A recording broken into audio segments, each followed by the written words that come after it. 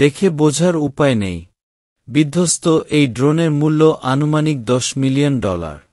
ইরানের আকাশ প্রতিরক্ষা ব্যবস্থার কাছে হার মেনে এভাবেই মাটিতে আছড়ে পড়ে মূল্যবান হারমিস 900 মডেলের চালকবিহীন যুদ্ধযানটি।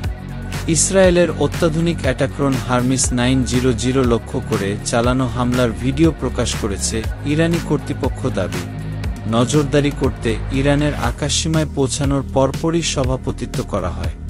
আকাশযানটিকে ব্যবহার করা হয় surface two air type missile. ইরানের প্রতিরোধে ড্রোন হারানোর কথা স্বীকারও করেছে। আইডিএফ জানিয়েছে, ভূপাতিত হলেও নেই তথ্য ফাঁস হওয়ার কোনো ভয়। তবে এ ধরনের গুরুত্বপূর্ণ সামরিক যান প্রতিপক্ষের হাতে গেলে নকশাসহ গুরুত্বপূর্ণ তথ্য পাচার হওয়ার সম্ভাবনা থাকে।